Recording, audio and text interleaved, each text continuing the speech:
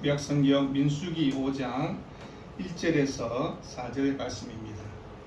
다 같이 읽겠습니다. 여호와께서 모세에게 말씀하여 이르시되 이스라엘 자손에게 명령하여 모든 나병 환자와 유철증 있는 자와 죽음으로 부정하게 된 자를 다 진영 밖으로 내보내되 남녀를 막론하고 다 진영 밖으로 내보내어 그들이 진영을 더럽히게 하지 말라. 내가 그 진영 가운데 거하느니라 하시매 이스라엘 자손이 그같이 행하여 그들을 진영 밖으로 내보냈으니 곧 여호와께서 모세에게 이르신 대로 이스라엘 자손이 행하였더라. 아멘. 부정한 자의 정결 의식이라는 제목으로 말씀을 나누기 원합니다. 여러분, 죄에 대해서 여러 많은 정의가 있습니다. 그런데 감리교 창시자인 존 웨슬리의 어머니였던 수산나 웨슬리가 죄에 대해서 이렇게 정의를 했습니다. 당신 양심의 예민함을 둔화시키는 것은 무엇이든 하나님에 대한 당신의 감각을 둔하게 만드는 것은 무엇이든 영적인 것에 대한 당신의 갈망을 악화하는 것은 무엇이든 당신의 영혼보다 육신을 더 강화하는 것은 무엇이든 그것이 아무리 순수해 보이더라도 죄가 된다라고 그렇게 얘기했습니다. 여러분, 이런 기준을 우리에게 적용한다면 죄의 목록이 무섭게 아마 불어날 것입니다. 속으로 큰일 났다라는 생각을 좀 가져야 됩니다. 여러분, 우리가 정말 죄 가운데 살아가고 죄 투성인 것을 우리가 보지 않습니까? 그것을 우리가 느끼면서 살아갑니다. 그렇지만 자신이 죄인이라는 것을 인정하지 않는 사람도 있습니다.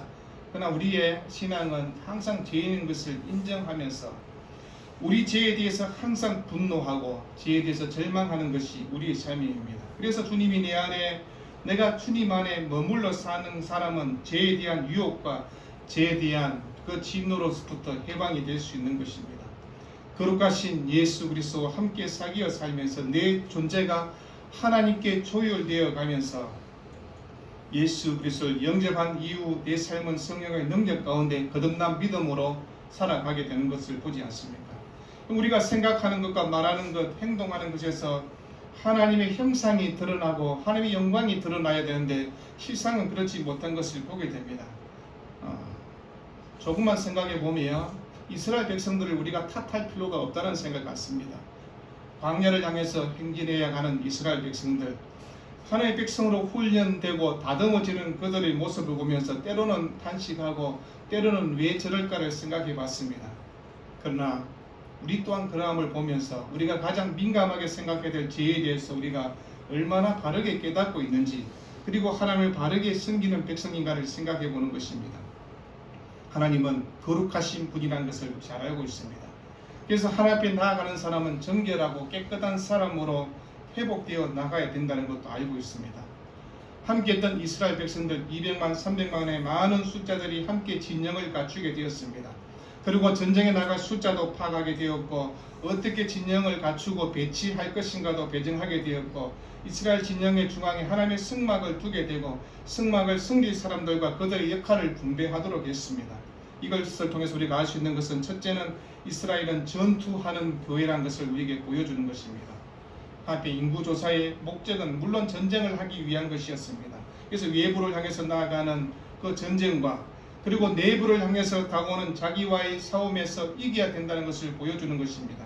성막이 이스라엘 진영 가운데 있다는 것은 이스라엘 영적 싸움은 홀로 하는 전쟁이 아니라 하나님과 함께 하나님 중심으로 하는 전쟁이라는 것을 얘기하는 것입니다. 두 번째는 이스라엘의 이런 진영의 함께 역할 배정은 하나님께 살아간 질서 유지인 것을 보게 됩니다. 하나님 중심의 삶은 항상 규모 있는 삶으로 살아가게 되고 공동체 안에서 질서와 조화와 균형이 이루어지는 삶입니다. 그런데 항상 공동체 안에 분열이 뒤따라오는 것도 있지 않습니까? 그래서 질서와 역할 분배는 교회의 덕을 세우기 위한 것이고 하나님께서 우리에게 맡기신 일들을 잘 감당하기 위한 것을 보게 됩니다. 여러분, 세상은 끊임없이 계급을 만들지 않습니까? 공지사를 늘어놓고 자기가 높고 낮음을 평가하면서 그렇게 살아가는 것이 세상입니다. 그러나 교회는 그렇지 않다는 것입니다. 함께 덕을 세우고 서로를 향해서 축복하고 세워가는 것이 교회란 것입니다. 우리가 앞에서 봤던 민수기 3장과 4장에서 제사장과 또 함께 했던 네 지파가 성소에서 어떻게 해야 되는가를 함께 다 보았습니다. 여러분, 그러면서 네 지파 중에 고앗 자손은 하나님의 지성물을 옮기다가 호기심으로 만약에 성물을 보면 죽게 된다는 경고의 말씀도 들었습니다. 그러면서 하나님은 이스라엘 백성 전체를 향해서 거룩하라고 얘기합니다. 그래서 특별히 한 지파, 네 지파를 불러서 거룩을 요구하셨습니다. 그래서 레위기와 함께하는 민수기에 나타난 모든 정결 예법에 중요한 것은 하나님의 속성에 기초를 두고 있다는 것입니다. 하나님의 정결하심과 하나님의 거룩하심을 따라가는 것이 우리의 삶이란 것입니다. 오늘 특별히 본문의 말씀은 부정한 자에 대해서 어떻게 해야 될까? 성결에 따라서 구별하는 것이 아니라 하나님께서 이렇게 부정한 것은 율법으로 어떻게 해야 되는가를 얘기합니다. 한마디로 얘기합니다. 진영 밖으로 쫓아내라는 것입니다. 그렇다면 오늘 이 시대의 사람이 우리가 이런 말씀을 보면서 하나님 앞에 과연 부정한 자는 어떻게 해야 됩니까? 그리고 어떤 사람이 부정한 사람들입니까? 라고 충분히 얘기할 수 있을 것입니다. 이 말은 우리가 우리 신앙의 삶에 우리 영적 성별을 어떻게 해야 되는가를 얘기하는 것입니다. 이스라엘에서 율법적으로 나병이나 아니면 유출증이 있는 자, 또 특별히 시체를 만진 사람들, 그렇게 얘기했습니다. 나병, 온갖 종류의 심각한 전염병, 피부 질환이나 아니면 유출병을 얘기합니다. 내 본에 대해 살라흐라는 히브리어는요, 불결한 사람을 하나님 진영에서 추방하라는 것입니다. 불결하다고 판정된 사람은 진영 밖으로 쫓아내는 목적은 두 가지입니다. 하나는 진영 내에서 혹시 만약에 질병이 퍼지면 그것을 방지하기 위함이라는 것입니다. 여러분, 그 당시 사람들이 무슨 질병에 대해서 잘 훈련되고 잘 교육받은 것이 있겠습니까? 그리고 특별하게 의료시설이 발전되어 있는 것도 아니었습니다. 수백만 명의 사람들이 전염병들이 오게 되면 다 죽는 일들을 우리가 보지 않습니까? 그럼 불결한 사람을 진영 밖으로 분리시킨 것은 질병의 확산을 방지하기 위한 하나님의 그 뜻인 것을 보게 됩니다. 또 다른 이유는 하나님께 당신의 백성들로부터 불길한 자들이 분리되어야 되는 것입니다. 거룩한 공동체 안에 죄와 또 하나님의 율법을 따르지 않는 그 불길한 자들이 함께 있을 수는 없다는 것입니다. 하나님은 이스라엘 백성의 공동체를 향해서 거룩한 공동체라고 그렇게 말씀하지 않습니까? 그래서 거룩하고 순결해야 된다는 것입니다. 지금 이 시대는 이 말씀을 그대로 문자적으로 그대로 적용할 필요는 없을 것입니다. 그렇지만 성도는 세상의 죄와 수치로부터 특별히 성별되어 있는 사람이라고 얘기하는 것입니다. 그래서 영적이든 또 함께 우리의 몸이든 거룩해야 된다고 그렇게 얘기하는 것입니다. 그럼 병든 사람을 외면하거나 고통당하는 사람들에서 관심을 갖지 말라는 그런 의미는 결코 아닌 것입니다. 죄로부터 우리가 구별해야 된다라는 것을 얘기하는 것입니다. 그러면 진영 밖으로 나간 자들은 백성들과 단절됩니다. 그리고 하나님과도 단절되는 그런 고통을 겪게 됩니다. 이스라엘 백성이 함께 모여 제사에 참여할 수도 없습니다. 하나님의 임재의 장소에서 쫓겨난 것입니다. 여러분, 이렇게 간다는 것은 사회와 단절되었다는 것을 얘기합니다. 죄는 철저하게 단절하라는 것입니다. 함께 할 수 없다는 것을 얘기하고 있습니다. 여러분, 우리가 살아가면서 가장 큰 고통이 뭘까요? 하나님께 예배 드릴 수 없다는 것이 고통으로 다가와야 되지 않습니까? 예배 안 드려도 괜찮네. 그건 하나님께 올바른 성도의 삶이 아닙니다. 한 번 예배를 안 드리고 나면 한 번 못 드린 그 예배가 내 가슴 앞에 짓누고 하나님 앞에 좀 더 나은 예배를 드려야지 하는 그런 생각을 가져야 된다고 얘기하는 것입니다. 그럼 하나님과의 단절은 영적인 단절이라는 것을 얘기합니다. 그래서 하나님과 함께 할 수 없는 고통을 겪게 됩니다. 그래서 부정한 자는 다 진영 밖으로 내보내라. 그런데 하나님께서 진영 밖으로 내보는 것을 끝내는 것이 아니라 그 진영 밖에서 회복되면 다시 하나님의 진영 안으로 들어올 수 있다라고 그렇게 그 얘기를 하는 것입니다. 우리 성경 보면서 하나님 너무하시네. 이런 사람들을 다 쫓아내면 어떡하지? 그게 아니라 하나님께서 불결한 자들, 정결치 못한 자들이 쫓겨나지만 그러나 진영 안으로 들어올 수 있는 기회를 만들어 주시기 위해서 이 얘기를 하고 있다는 것입니다. 우리가 살아가는 삶의 자리에서 늘 항상 정결해야 되는데 그렇지 못한 것을 보지 않습니까? 항상 승막 중심으로 살아가는 이스라엘 백성들처럼 우리가 하나님 중심으로 살아야 된다는 걸 다 알고 있습니다. 하나님이 임재 가운데 살아간다고 고백하지만 실상은 어떠한가를 생각하는 것입니다. 여러분, 하나님을 함께하는 것을 사모하지 않고 하나님을 바라보는 믿음의 눈들이 어둡게 있다면 우리가 어떤 삶인가를 생각하는 것입니다. 그건 육적인 그리스도의 삶이라는 것입니다. 내가 교회는 다니지만 하나님 중심의 삶이 아니라고 그렇게 얘기하는 것입니다. 하나님을 사랑하는 자는 하나님 앞에서 하나님 앞으로 나아가는 것을 기다리고 사모하고 그것 때문에 감사하고 그렇게 살아가는 것입니다. 시편 63편에 하나님이여 주는 나의 하나님이시라 내가 간절히 주를 찾되 물이 없이 마르고 황폐한 땅에서 내 영혼이 주를 갈망하며 내 육체가 주를 앙보하나이다. 내가 주의 권능과 영광을 보기 위해 이와 같이 성소에서 주를 바라보았나이라고 고백했지 않습니까? 하나님을 갈망하는 자는 성소로 나아가는 자입니다. 하나님을 갈망하는 자는 예배 자리를 찾아가는 자들입니다. 하나님을 갈망하는 자는 예배드림이 기쁨으로 다가오는 것입니다. 그런데 그것이 기쁘지 않고 우리 마음속에 부담으로 다가온다면 그것은 내 영적으로 잘못되어 있거나 아니면 영적 죽음 상태에 있는 상태라고 얘기할 수 있을 것입니다. 하나님께서 이스라엘 백성에게 요구하는 것이 무엇입니까? 하나님 중심의 삶을 살아가기 위해서는 거룩함을 회복해야 된다고 그렇게 얘기하는 것입니다. 그 당시 이스라엘 백성 가운데 나병이라는 것은 철저히 잘못된 그 삶에 대한 하나님의 어떤 징벌로 그렇게 받아들였습니다. 그럼 베드로전서 5장 5절에 하나님은 교만한 자를 대적하시되 겸손한 자들에게 은혜를 주신다 얘기했습니다. 잠언 16장 18절에 교만은 패망의 선봉이요 거만한 마음은 넘어짐의 앞잡이라고 했습니다. 여러분 우리의 영적인 나병이 뭡니까? 교만한 것입니다. 우리 육체의 나병이 아니라 내 영적으로 내가 교만하네 나는 이 정도 되었네라고 생각하면 이미 그 사람은 넘어진, 그래서 우리의 그 모든 영혼이 나병이 든 것처럼 그런 삶이라고 얘기하는 것입니다. 하나님께서 이스라엘 백성에게서 그 나병을 통해서 영적 교만에 대해서 잘못된 죄에 대해서 지적했다고 그렇게 우리가 생각하는 것입니다.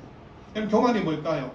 판단이 자기가 되는 것이 바로 교만입니다. 내 판단에 내 기준에 그런 사람은 교만한 사람이라고 얘기할 수 있습니다.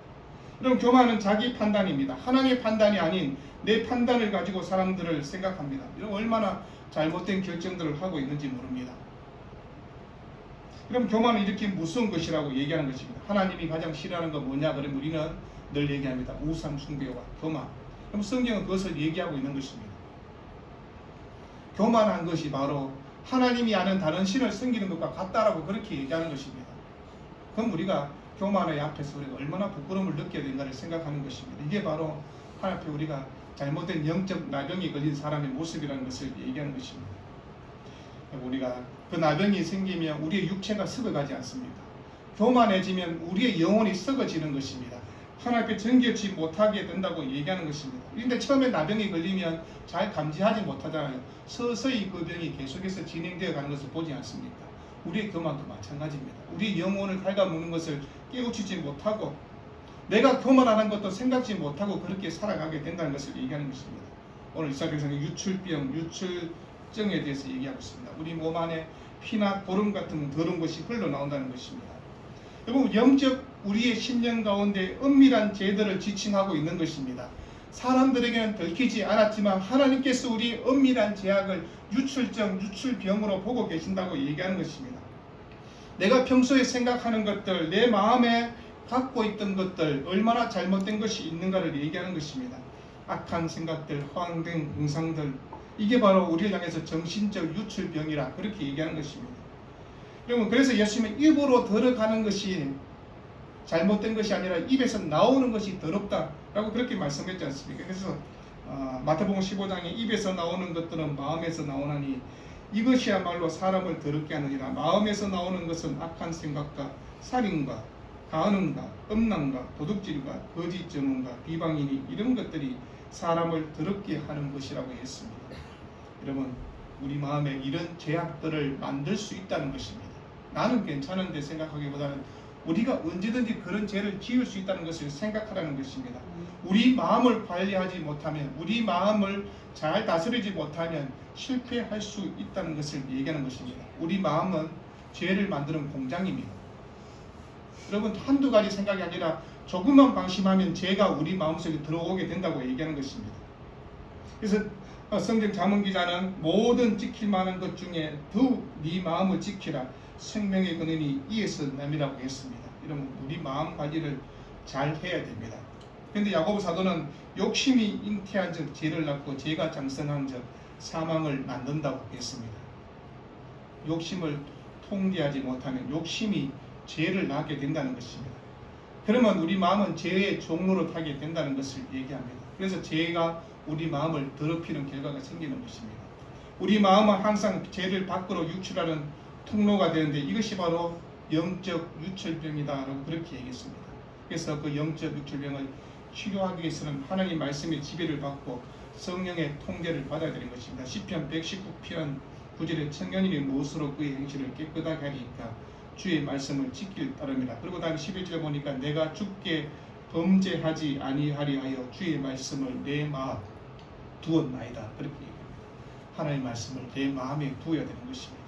그리고 그 말씀이 내 발의 등이요 빛이 되도록, 그래서 그 말씀이 우리의 인생의 걸음걸음을 인도할 수 있도록, 그래야 우리가 영적 육신병에서 나를 거룩하게 하고 깨끗하게 할 수 있다고 그렇게 얘기합니다.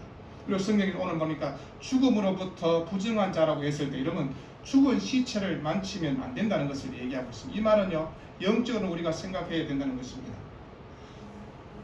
우리 영혼을 죽이는 것 같은 일들, 그런 것을 향해서 접촉하지 말라는 것입니다. 사람이 죽은 시체를 우리가 만질 수 있잖아요. 내 아버지 돌아가시는 내 아버지 얼굴 싸들면서 만지고 아버지를 함께 애도할 수 있을 것입니다. 그러니까 오늘 여기서 이런 말씀은요, 영혼을 죽이는 잘못된 우상 같은 것들을 함께 접촉하지 말라고 얘기하는 것입니다. 죽음의 반대는 생명이지 않습니까? 그러면 반대되는 것을 잡아야 되지 않겠습니까? 생명 대신 예수 그리스도를 붙들면서 예수 그리스도의 생명과 예수 그리스도의 은혜와 부활의 기쁨을 함께 누리며 연합하라고 얘기하는 것입니다. 세상은 죽음으로 부르는 잘못된 우상 숭배와 우리의 영혼을 파괴하는 일들이 얼마나 많이 있는지 모릅니다. 세상의 문화를 보십시오. 하나님을 대적하는 문화들이 얼마나 많이 있는지 모릅니다. 세상을 오염시키고 부정하게 만드는 일들이 계속해서 만듭니다. 이러면 한국에서 좋은 영화라고 나온, 아니면 좋은 책이라고 하는 것들 보면 하나님을 대적하는 책들이 얼마나 많이 있는지 모릅니다. 그래서 세상에서 베스트 그러니까 그 작가라고 하는 사람들 중에, 아니면 영화 감독 중에 동성애를 옹호하는 사람들이 얼마나 많이 있는지 모릅니다. 사람들의 생각을 타락시키고 이것이 바로 사람을 잘못되게 죽음으로 오염시키는 일들이라고 그렇게 얘기하는 것입니다. 우리가 세상을 살아가면서 세상 앞에 세상을 사랑하지 말라고, 세상 속에 구별되라고 그렇게 얘기하는 것을 우리에게 말씀합니다. 그러면 성도는 비록 이 세상에서 살고 있지만 세상에 속한 자가 아니라 하늘의 백성으로 그렇게 살아간다고 얘기하는 것입니다. 그래서 성경 요한복음 17장에 이렇게 말씀합니다. 내가 비옵는 것은 그들을 세상에서 데려가시기를 위함이 아니오 다만 악에 빠지지 않게 보전하시기를 위함이라. 내가 세상에 속하지 아니한 같이 그들도 세상에 속하지 아니하여서니라고 주님이 그렇게 말씀했습니다. 그러면 세상의 문화와 가치가 우리를 혼란스럽게 하고 잘못된 죽음으로 인도할 수 있다는 것을 늘 기억하는 것입니다. 우상 숭배의 본질이 뭘까요? 하나님이 아닌 다른, 쉽게 말하면 죽은 신을 섬기는 것이 바로 우상 숭배라고 얘기합니다. 시편 119 보니까 입이 있어도 말하지 못하며, 눈이 있어도 보지 못하며, 귀가 있어도 듣지 못하며, 발이 있어도 걷지 못하며, 목구멍이 있어도 작은 소리조차 내지 못하는 것이 우상이라고 했습니다. 이사야 44장 9절에 우상을 만들어내는 다 흠악하도다. 그들이 원하는 것들은 무익한 것이거늘 그것들의 증인들은 보지도 못하며 알지도 못하니 그러므로 수치를 당하게 된다고 했습니다. 세상의 우상의 문화는 죽음의 문화라고 얘기하는 것입니다. 요한일서 5장 21절에 자녀들아 너희 자신을 우상에게서 멀리 하라고 그렇게 얘기했습니다. 하나님의 거룩한 주의 백성들이 우리가 무슨 부처 앞에 가서 절을 하겠습니까? 그런데 잘못된 욕망과 잘못된 생각들을 갖게 하는 우상들 앞에서 떠나야 된다고 얘기하는 것입니다. 교회 목사 중에도 동성애가 괜찮다고 그렇게 말하는 정말 정신 나간 그런 목사들도 있지 않습니까? 여러분, 세상 가운데 하나님의 진리의 말씀을 왜곡하게 전하는 사람들도 있습니다. 그들이 다 우상 숭배하는 자들이라고 얘기하는 것입니다. 하나님의 거룩한 권속으로 함께 공동체의 일원으로 살아가는 이스라엘 백성들을 생각해 보십시오. 그들의 영혼을 병들게 하고 그들의 신앙을 좀먹게 하는 일들, 그렇게 하는 자들은 진영 밖으로 쫓아내라고 그렇게 얘기하는 것입니다. 분리하라는 것입니다. 교회 안에서 악과 타협하는 사람들은 함께 할 수 없는 존재라고 얘기하는 것입니다. 그들을 쫓아내는, 교회 안에 진리가 왜 있습니까? 악하고 타협하고 진리를 거스린 자들 향해서 분리시키라고 그렇게 얘기하는 것입니다. 그럼 거룩한 백성으로 부름받은 이스라엘 백성은 성결해야 됩니다. 우리 또한 성결하라고 얘기하는 것입니다. 조금만 생각해 보시면 이스라엘 백성들이 함께 한 지파로 모여서 생활합니다. 그리고 가족 단위로 그렇게 다 생활했지 않습니까? 근데 가족 중에 누구가 잘못된 선택을 하고 잘못된 일들 때문에 진영 밖에서 쫓겨나는 것을 보면서 마음이 어떨까요? 참으로 가슴이 아플 것입니다. 이런 공동체가 그런 것입니다. 하나님께서 그렇게 쫓겨나는 일들이 있다고 그렇게 합니다. 그래서 죄의 흉내도 그리고 모양도 내서는 되지 않는다고 그렇게 얘기하는 것입니다. 여러분, 부정한 사람들이 함께 있다가 진영 밖으로 쫓겨나고 난 다음에 그들의 삶을 어떻게 해야 되는가를 한번 생각해 보십시오.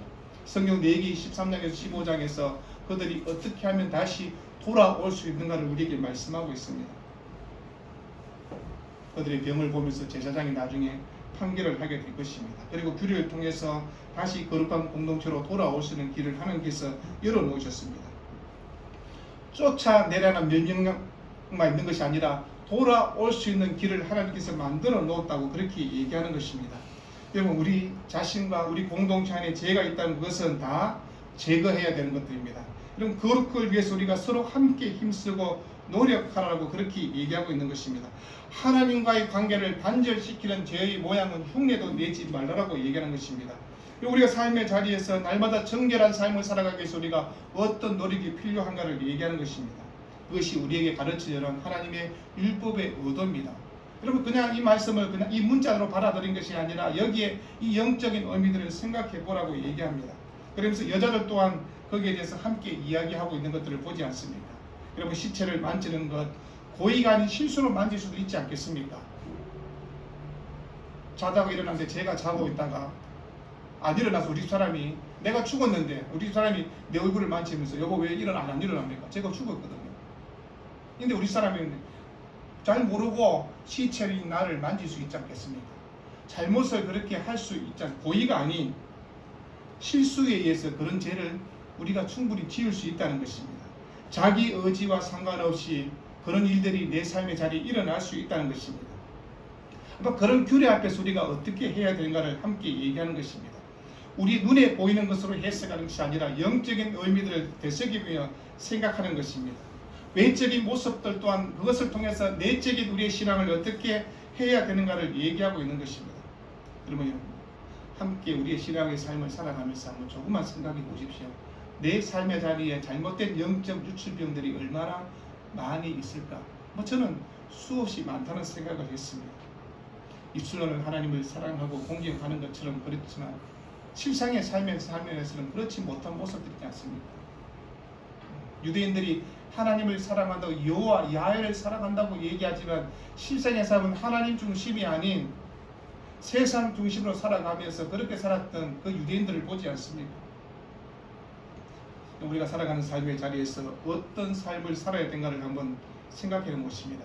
단순히 어떤 시체를 만졌다 아니면 나병이 걸렸다 그런 것이 아니라 우리를 깨끗하게 해야 될 것이 무엇인가를 생각해 보라고 얘기하는 것입니다.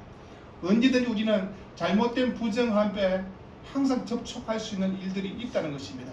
죄는 우리 주변에 멀리 있는 것이 아니라 내 주변에, 내 앞에, 내 속에 들어와 있다고 얘기하는 것입니다. 그래서 하나님은 레위기 11장 중에서 내가 거룩하니 너희도 거룩할지어라고 하나님이 그렇게 명령했지 않습니까?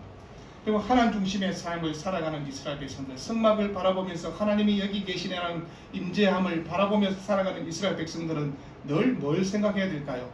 하나님을 바라보는 것입니다. 하나님의 율법과 규례를 생각하면서 살아가는 것입니다. 왜 하나님께서 음식과 복장과 모든 삶의 관습들을 통해서 그렇게 말씀하고 있는 것일까요? 육신을 따라가는 삶이 아니라 하나님을 따라가는 믿음의 삶을 하나님의 뜻을 향해서 거룩하게 살아갈 것을 얘기하고 있는 것입니다. 로마서 8장의 바울은 그러므로 형제들아 우리가 빚진 자로 돼 육신에게 져서 육신대로 살 것이 아니라고 얘기합니다. 육신대로 살면 안 된다고 얘기합니다. 대사가 말씀에서는 하나님의 뜻은 이것이니 너희의 거룩함이라 곧 엄난을 버리고 그렇게 얘기합니다. 하나님의 백성은 엄난을 버리고 거룩함과 순결함으로 살아가는 삶이라고 얘기하는 것입니다. 우리의 일상의 삶에서 늘 잘못된 부정함을 저지를 수 있는 일들이 있지 않습니까? 잘못된 말을 할 수가 있고 잘못된 생각들을 할 수가 있는 것이 우리의 현실이지 않습니까? 그런 일들이 있을 때 우리가 하나님 앞에서 어떤 믿음의 삶을 회복해야 되는가를 얘기하고 있는 것입니다. 거룩한 성도는 의의 열매로 가득한 신앙의 삶으로 살아갈 것을 요구하고 있는 것입니다. 그래서 날마다 하나님 앞에 기도하는 것입니다. 날마다 말씀을 보는 것입니다. 그래서 날마다 성령의 충만함을 받기 위해서 그렇게 살아갈 것을 얘기하는 것입니다. 그래서 더러움에서 깨끗함으로 부정에서 정결함으로 우리의 삶을 바꾸라고 얘기하는 것입니다. 그래서 로마서 5장 2절과 6절에 또한 그로 말미암아 우리가 믿음으로 서 있는 이 은혜에 들어감을 얻었으며 하나님의 영광을 바라고 즐거워하느니라. 여러분, 하나님의 영광을 바라보면서 즐거워하라고 얘기합니다. 그러면서 우리가 아직 연약할 때 기약대로 그리스도께서 경건하지 않는 자들을 위해서 죽으셨도다. 우리 때문에 주님이 죽었다는 것입니다. 우리가 맨날 속썩이고 죄 짓고 잘못하니 그 죄를 해결하기 위해서 주님이 죽었다라고 그렇게 말씀하고 있지 않습니까? 우리의 삶의 자리에서 잘못된 부정한 것들, 정결치 못한 것들 다 예수 그리스도 안에서 그것을 정결하게 씻어주시는 그리스도의 은혜 가운데 살아갈 것을 얘기하는 것입니다. 우리의 입술이 얼마나 부정한지, 우리의 생각들이 얼마나 부정한지, 이 부정함을 뛰어넘어서 그리스도 안에서 깨끗하게 살아갈 것을 얘기하는 것입니다. 하나님 늘 죄인입니다가 아니라 하나님 내 입술의 부정함을 제거해 주시고 거룩함과 성결함과 깨끗함으로 살아가는 주의 백성이 되게 해달라고 얘기하는 것입니다. 여러분, 우리가 살아가는 삶의 자리에서 함께했던 이스라엘 백성의 공동체와 별 다르지 않는 것들을 생각하면서 우리의 잘못된 삶들, 잘못된 영적인 병든 것들, 그것을 제거하고 하나님 앞에서 그 죄의 모든 삶을 분리하라고 그렇게 말씀하고 있지 않습니까? 예수 그리스도의 부활과 예수 그리스도의 영광과 예수 그리스도의 은혜를 아는 자의 삶은 어떠한가를 얘기하는 것입니다.